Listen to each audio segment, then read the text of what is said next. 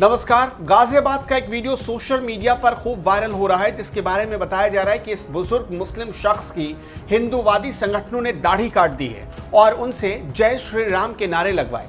Bhim army के नेता चंद्रशेखर आजाद ने तो यहां तक कह दिया कि गाजियाबाद में बुजुर्ग अब्दुल समद सैफी जी के साथ की गई बर्बरता, जबरन जय श्री राम का नारा लगवाना और उनकी दाढ़ी को काटना शर्मनाक है। 2022 में यूपी में बीजेपी ने चुनावी तैयारी शुरू कर दी है। प्रदेश का माहौल खराब करने की साजिश की जा रही है। इन गुंडों पर एनएसए के तहत कार्रवाई हो।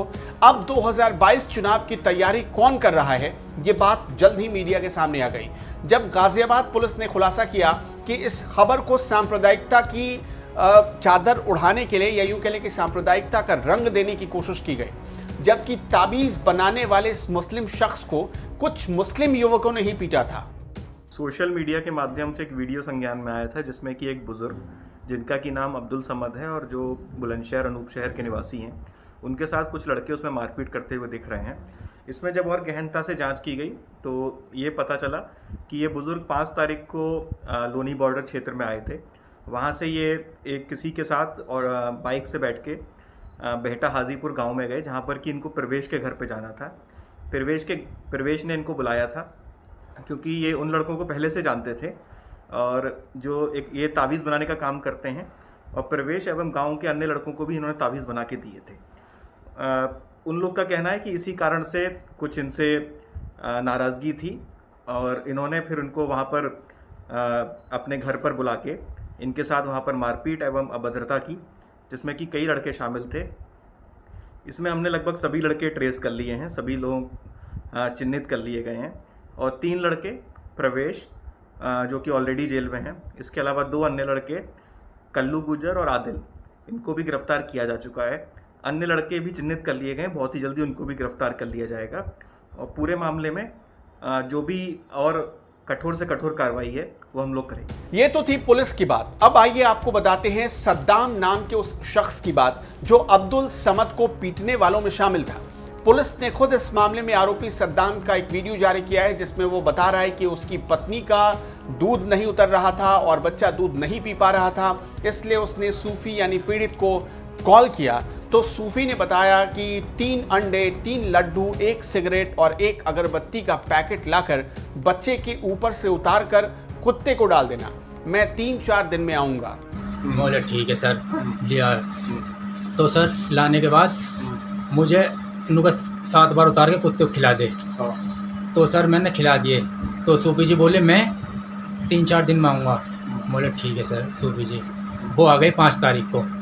5 तारीख को इम्तियार भाई बोले मेरे से तू परवेश के यहाँ पर इसको लेके चला जा। तो सर मैं स्कूटरी से लेके चला गया।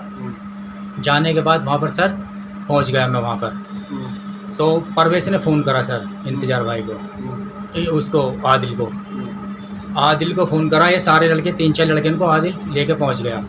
फिर इम्तियार भाई को फ़ोन करा, नुका ऐसे बात है, सूफी ने तेरे ऊपर इल्ज़ाम लगाने को ऐसे कह रहा। सूफी इम्तियार ने कही मुझसे ऐसे कर दे। अच्छा, मतलब सूफी जी ने बताया कि इंतजार ने कही है, नुका ऐसे कर दे घर पर। क्या हुआ था उसके घर में, कोई गड़बड़ हो गया? सर उसके 4 महीने का बच्चा मर गया। उसके बाप का परवेश के उसके बाप का एक्सीडेंट हो गया। परवेश ने जहर खा लिया। जब ताबीज बनाने वाले पीड़ित अब्दुल समद सैफी को लेकर सद्दाम जब परवेज के घर पहुंचा, तो परवेज ने आदिल को फोन करके उसे 3-4 लड़कों के साथ आने के लिए कहा और फिर सूफी को लेकर सभी एक गोदाम में पहुंच गए। यहीं पर कल्लू नाम के आरोपी ने सूफी की दाढ़ी काट दी। सद्दाम ने यह भी बताया कि वारदात के दौरान घटनास्थल पर कौन कौन आरोपी मौजूद थे। वहाँ पर आया, फिर इंतजार को बुलाया। वहाँ पर इंतजार को बुलाने के बाद तो सर वहाँ पर इनकी बातचीत हुई आपस में। सूफी जी को वहाँ पर भेज दिया इन्होंने गोदाम में। वहाँ पर सर सूफी जी की दाढ़ी वाड़ी कल्लू ने काट दी। सर काटने के बाद सूफी जी कोई बात नहीं, वहाँ पर इनकी बात। अच्छा, ये बताइए कि आदिल को जब फोन किया था इसने, प्रवेश ने, तो आदिल के साथ कौन कौन आया था? सर अनस, आदिल, मुसाइद, आवेश और क्या नाम आरिफ। अच्छा, इतने लोग। जी सर। अच्छा, और भी कुछ लोग थे वहाँ हाँ मौजूद? सर, वहाँ पर मौजूद थे परवेश के अच्छा, आदमी मौजूद थे वहाँ पर। ये 11-12 तो लोग थे जब सर। आमने सामने इन लोगों की पूछताछ हुई है, इंतजार और परवेश दोनों थे और सूफी जी भी थे। तो सर ये सूफी जी जुबान पलट गए सर। अच्छा, सूफी जुबान पलट गए। जी सर। इसी बात पे झगड़ा जी हुआ। हाँ, इसी बात पर सर इनका झगड़ा हो गया आपस में। तुम वहाँ मौके पे मौजूद थे? जी। आरोपी सद्दाम ने बताया कि सूफी समद अपनी जुबान से पलट गए थे, इसलिए इन आरोपियों ने उन्हें मारा पीटा और दाढ़ी काट दी। यानी इस घटना को लेकर कुछ लोगों ने जिस तरह से प्रचारित किया कि जय श्री राम ना बोलने पर मुस्लिम शख्स की दाढ़ी काट दी गई, खबर में ऐसा कुछ नहीं था, बल्कि ताबीज बनाने को लेकर बुजुर्ग समद को पीटा गया और उन्हें पीटने वालों में ज्यादातर मुस्लिम शख्स ही थे। मैं ये भी आपको बताना ज़रूरी समझता हूँ कि जो परसों गाज़ियाबाद में जो वाक़या हुआ, जिसमें एक 70 साल के अब्दुल समद सैफ़ी को बुरी तरह मारा गया, पीटा गया और उनकी दाढ़ी को काट दिया गया। कौन है ये लोग? ये वही लोग हैं जो भारत के मुसलमानों में नफ़रत को पैदा कर दिए हैं।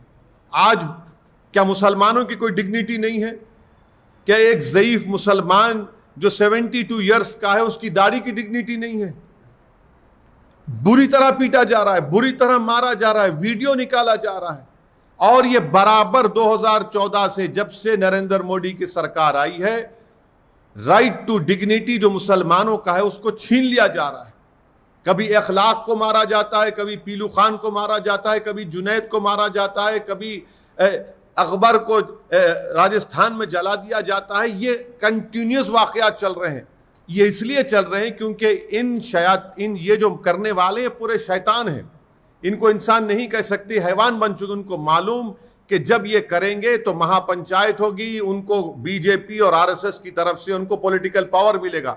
मैं इसका स्ट्रांग अल्फाज में कंडेम करता हूं और ये उसी वक्त रुकेगा जब बीजेपी और आरएसएस इसको रोकना चाहेगी। तब तक इस तरह के वाक़यात मुसलमानों पर चलते रहेंगे अनफॉर्चुनेटली।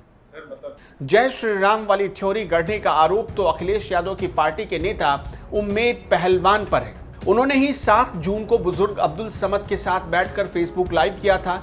लोनी बॉर्डर पुलिस ने इस मामले में सपा नेता उम्मेद पहलवान के खिलाफ भी मुकदमा दर्ज किया है। जब से केस दर्ज हुआ है, सपा नेता उम्मेद पहलवान फरार हैं। बहरहाल अब तो आप पूरी क्रोनोलॉजी समझ ही गए होंगे कि किस तरह से विधानसभा चुनाव करीब देखते हुए जय श्री राम का नाम बदनाम करने की साजिश रची जा रही है, जिससे हिंदुत्व को टारगेट किया जा सके। इस मामले पर आपकी क्या राय है, हमें कमेंट करके ज़रूर बताएं।